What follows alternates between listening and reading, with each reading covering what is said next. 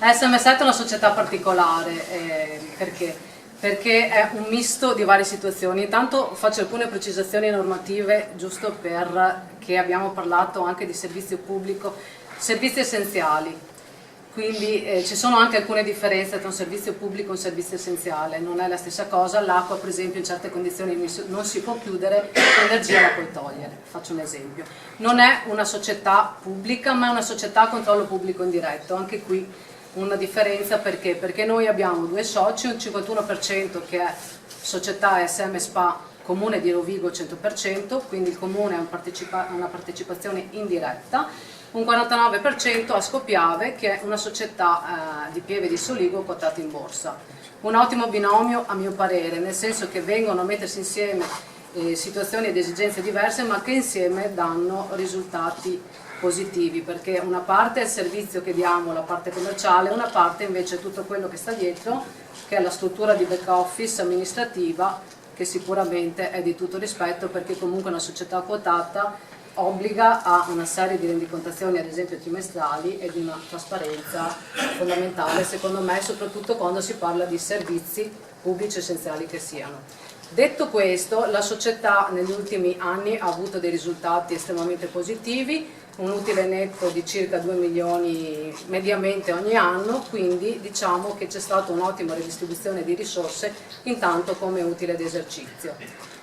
Che cosa dire però? Che quando si parla di servizi un amministratore deve stare attento, perché è vero che siamo una società commerciale ma sono servizi, quindi mi ricollego a quello che diceva Barbara, ai dati che hai dato, che sono estremamente importanti e che purtroppo noi conosciamo perché interagiamo anche con i CAF per tutto quello che è il discorso del bonus. Ma ritornando un passo indietro, la società commerciale non può guardare solamente l'utile, perché è bello dire abbiamo un utile, ma l'utile lo devi fare con attenzione e con rispetto, e soprattutto con rispetto alla sostenibilità, che non è solo ambientale, è una sostenibilità sociale. Le bollette credo che le abbiate tutti, tra l'altro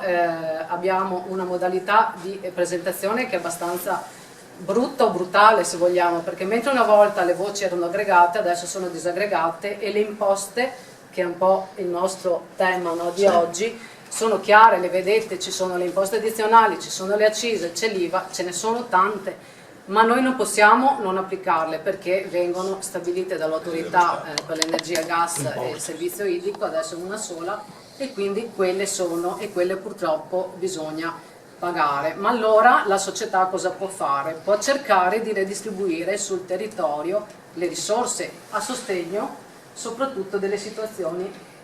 dove ci sono già comunque degli sgravi.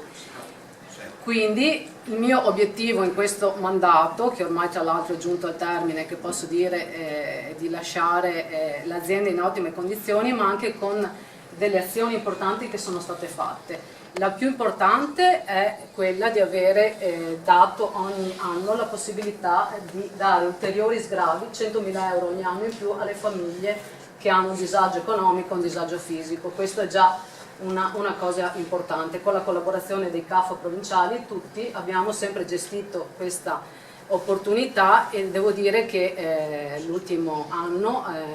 887 famiglie, adesso quasi 900, hanno usufruito di questa possibilità. Io stessa poi ho voluto ampliare questo bonus anche alla parte dell'energia, perché noi siamo partiti con il gas, poi negli ultimi 4-5 anni abbiamo aperto il mercato dell'energia, è ormai ad ottimi livelli, quindi abbiamo dato questa opportunità anche agli utenti dell'energia, quindi un aiuto concreto e importante. Poi ci sono tutta una serie di azioni che non vi starò ad elencare perché non è giusto annoiarvi, però una di queste per me è anche la presenza di una struttura territoriale con uffici presenti, sportelli, 5 sportelli su tutta la provincia di Rovigo, e quindi mantenere una struttura anche di costi fissi per un'azienda dove si potrebbe dire no, facciamo il call center. Noi abbiamo la persona che dal lunedì al sabato ti dà risposte, ti aiuta, ti spiega e ti sostiene effettivamente anche nella risoluzione delle problematiche che si possono avere. E poi ci sono state tutta una serie di iniziative che adesso vedo Alba Rosito, per esempio, è stato credo 2 anni fa, abbiamo sostenuto un'attività di musicoterapia per i malati di Parkinson, abbiamo sostenuto la cultura, abbiamo un'altra cosa molto bella, fatto una premiazione agli studenti più meritevoli, figli di clienti. Abbiamo distribuito borse di studio per 20 studenti, 10 universitari con i voti migliori, 1.000 euro ognuno, e 10 diplomati con 500 euro. Quindi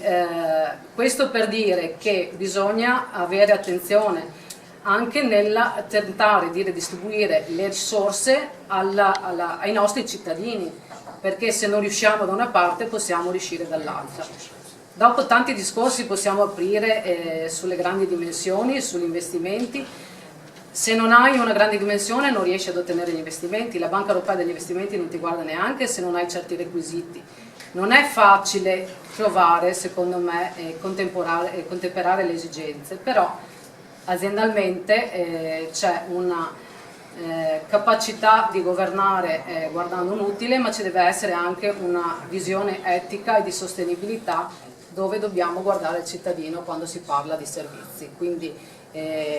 tutto ricade anche, secondo me, sulla mentalità, sulla serietà, sulla professionalità e sulla volontà dell'amministratore di tenere conto assolutamente che la prima risorsa da tutelare sono comunque i cittadini.